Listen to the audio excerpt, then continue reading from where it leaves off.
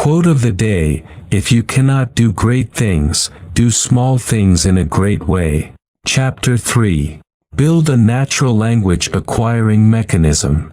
In the previous chapter, we talked about the 80-20 rule.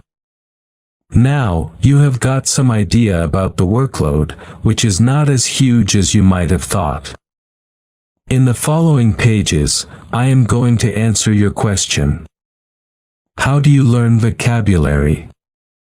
Where do you find those common words? How do you approach them? Here is my answer. We are going to build a mechanism so that you can acquire the common words in the core vocabulary of the language you want to learn in a natural way. In other words, we are going to build a system that can attract the core vocabulary you are exposed to. It sounds like hype, doesn't it?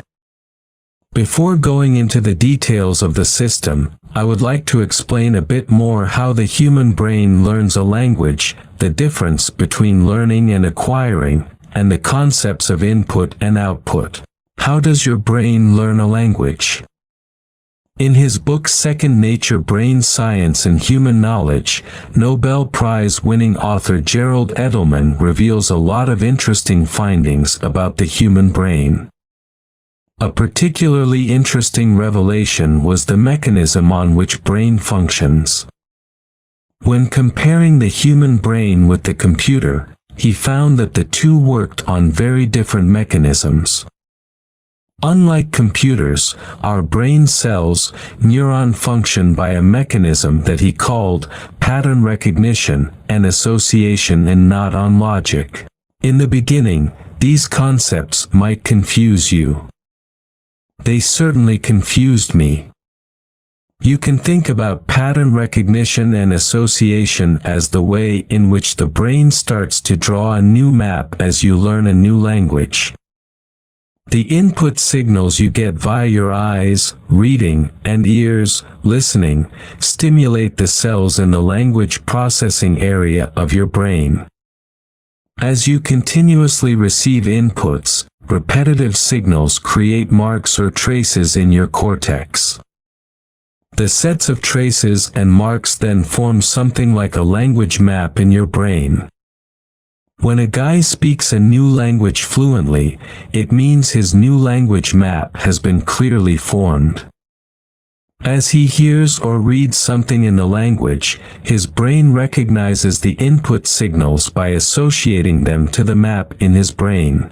This mechanism explains a very common situation in which a learner fails to hear a certain word or phrase while listening to native speech. When he looks at the transcript, he surprisingly finds that he has already learned the word or phrase before.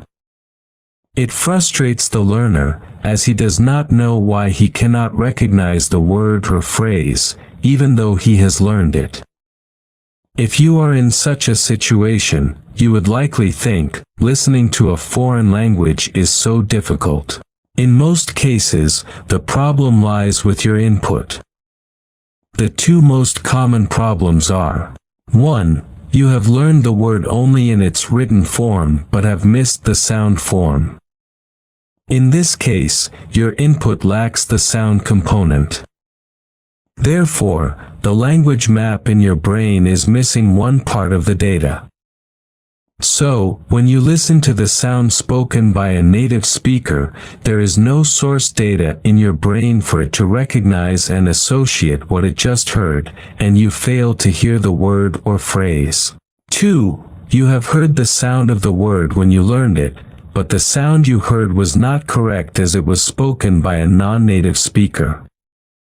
It means that the map has been incorrectly drawn. So, your brain still cannot recognize it when you hear the word spoken by a native speaker.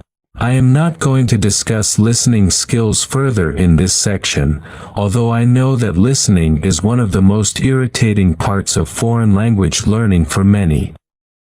We will talk more about it later. Now, let's discuss further our superweapon, the brain.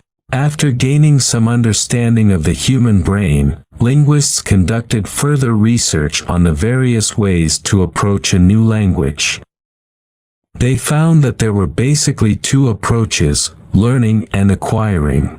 Learning happens when a learner consciously puts his or her efforts into studying or memorizing some detail, such as a word, phrase, or grammatical structure, of the new language. He or she might review it sometime later or never. I belong to the second category. Below is an example of a typical learning approach that we can observe in many foreign language learning classes. Teacher says, "Listen to me and then repeat." Normally the whole class repeats all together. Let's identify where the subject is, where the object is, and what tense is used. Open your book, page number, and do the exercise number. Today, we are going to learn and memorize the following words. It is normally a list of words. Open page number in your book and translate the first paragraph. Let's underline the subjects and/or objects in this paragraph.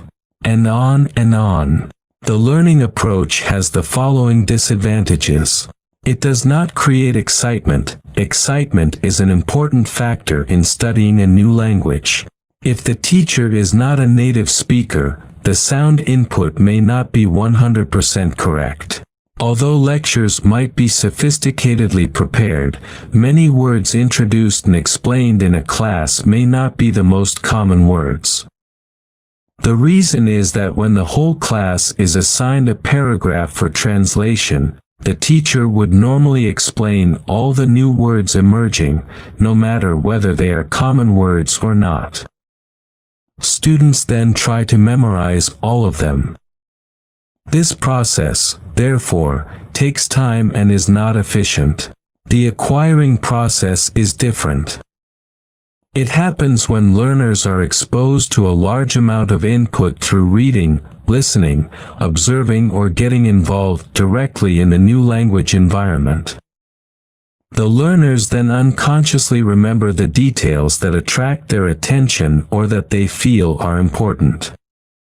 In other words, acquired details are the ones that remain in the learner's mind after they get exposed to a certain amount of the new language. The acquiring process is similar to the way kids learn their mother tongue. However, not everything can be learned effectively using the acquiring approach. Some topics, such as sentence structure, could be learned more effectively using the learning approach. In the next chapter, you will see that most of the techniques that I use are arrangements of both learning and acquiring approaches. Input and output. No matter which approach you use, learning a language consists of two basic parts. Input from reading and listening, and output in the form of writing and speaking. Several years ago, I joined an English class taught by a teacher who was a native speaker of the language. She was focusing on making the students talk to each other in English, whether in groups or in pairs. She also arranged time to talk directly to us in English. In the beginning, the class was quite exciting as we felt that we could start to talk using a new language. However, since we did not have much vocabulary to express more complex ideas, we soon got bored repeating the same simple sentences, such as, "It is raining." "Have you had dinner?" "The weather was nice yesterday." We could not express more complicated ideas just by practicing with each other. Some recent studies on language learning techniques help me understand why the method used to teach us in that class did not work. It was not efficient because students in the class did not have enough input yet. When we did not have much input, forcing us to produce too much output was not a good approach. If you observe the way a kid learns to speak his mother tongue, you will notice that he starts receiving inputs long before he can speak the first word. The evidence points to the possibility that kids may be able to understand their parents from a very early stage, much before they start to speak. So we must acquire input before being able to produce output. This finding may make you conclude that we should focus on getting input by reading and listening for a period of time, then move on to writing and speaking skills. This is not wrong, and many learners actually do so. But is it the best approach? I do not think so. First, I believe that working this way makes the learning process longer, as you have to separate the two processes. Second, you are not sure how long you've to wait until you can start producing output. Will the output come automatically as it happens with the kids? I believe it will not. Kids produce output automatically because they have no choice other than their mother tongue, and they have to produce output in order to communicate. While learning the second language, we are not in the same situation. Getting input and producing output have a mutual impact. In other words, if we organize input and output well, we can expedite our learning process. Basically, producing output helps the learner quickly consolidate what he has got from acquiring input, reading, listening, and watching. In the next chapters, you will see how we can focus on both input and output strategically. Massive input and selective acquisition. As we have mentioned, one of the biggest mistakes that learners make is to try to memorize a list of words or phrases in the new language. Memorizing a list will not help you retain the words for long. No matter how hard you try, you will forget them quickly. When it comes to learning a new language, getting massive input is the key. When you get massive input, your brain will do its job to acquire the most common words and phrases. The basis here is quite simple. In order to possess and master a word or phrase, you must have the following factors: the context in which the word or phrase is placed, the content and topic to which the word or phrase is related, the emotion and/or sense of the speaker, the other common words that go along with that word or phrase, and the way they are put together, common structures. It is very hard to have the above factors in place when you use the learning approach. Even if you proactively use a comprehensive dictionary, it is time-consuming and inefficient. In addition, examples in dictionaries do not belong to a focused topic. It just does not work. Our basic theory here is that when we are exposed to massive input, the factors listed above, such as context and topic, will naturally come to us. These factors help us clearly understand the meaning and usage of words and phrases, and help us remember them for a longer period. If my explanation here is not easy to follow, please don't worry too much about it. You don't need to understand its essence, just follow my techniques and you will see the results. If you observe those who can speak a second language fluently, you will notice that they did go through the massive input getting and selective acquisition process. I have a friend who stays close to the Chinese border. Every day, she'd go to the marketplace on the border where Chinese and Vietnamese people trade with each other. She has no problem speaking Chinese at all. However, I assume that you do not have that kind of environment. Even if you do have such an environment, it will still take you quite a long time to learn a new language in a purely natural way.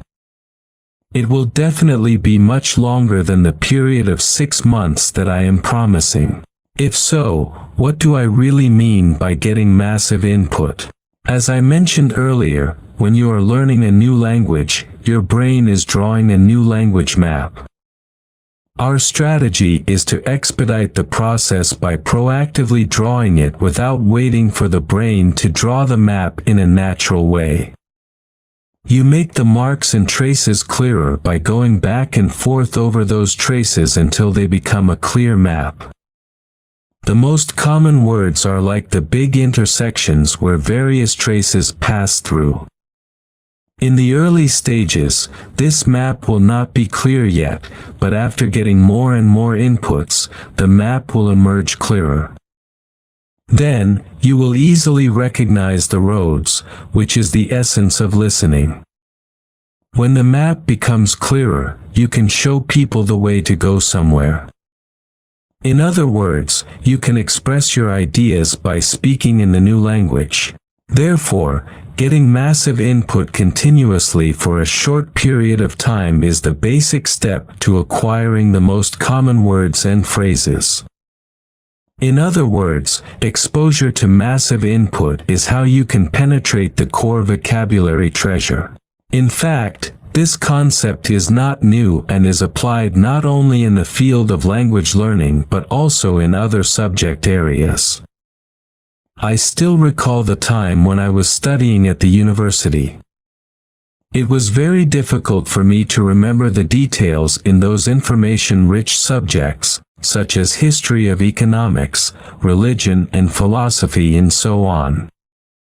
I tried to memorize the information in the textbooks without success. As recommended by a friend, I stopped trying to memorize the textbook and went to the school library. I looked up several other books on the same topic. Amazingly, after reading 3 or 4 more books on the same subject, I could easily remember all the information in the textbook. The good thing was that I did not have to memorize facts, I just read the books in a painless way. Let me illustrate this for you. If I gave you a shovel and asked you to dig a hole 10 feet in depth but only 5 inches in diameter, you would not be able to do it. You would need a bigger diameter in order to dig in deeper. The same thing happens when you want to memorize things. You need more information in order to remember a little. If you want to memorize a book, read 4 more books on the same topic. Let's come back to our language learning issue. Once you understand the idea of getting massive input, you will start thinking about where to get it. Below are some of the most common sources I have used when I learned English. Such sources are available in other languages too. Foreign television channels, books and newspaper written in English, foreign radio channels, online forum communicating in English, expatriates living in my hometown. You can easily make friends with them. If you don't know how, I have some tips for you in the chapter 10, Friends Online. In the internet age, the problem we are facing is not the lack of information but too much information. You receive too much information every day about courses, documents, reports, websites, forums, etc. The important thing is to select and use the information effectively. A good source of input for learning a new language should have one or more of the following attributes. Be on a topic that interests you, preferably a topic you are passionate about. Be up to date so you can relate to things that are happening. Provide useful information. Why limit yourself to learning only the language? Gather more knowledge at the same time. Contain hot news. Not be too hard for you to understand. Take advantage of your favorite field or topic. So far we have discussed the basis and mechanism of how you learn a new language. We have also talked about the potential reasons why you may have learned it in an inefficient way and what approach we should use. Right from the next chapter onwards, we will actually look into the techniques I've mentioned off and on earlier. However, the first thing you need to do is to select your favorite subject area and topics. Actually, this is very important to a language learner because motivation is the key to success. If you do not like what you learn, you will be less likely to succeed.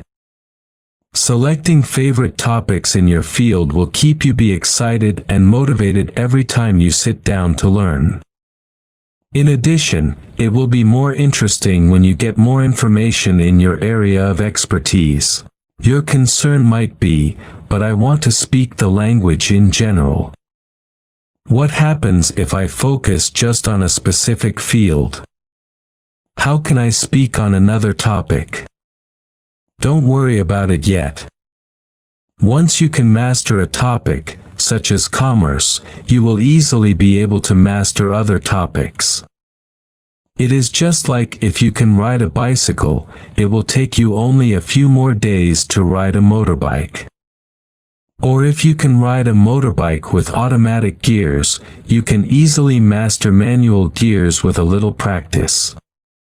So, if you've chosen your favorite topics to study, let's launch into the techniques.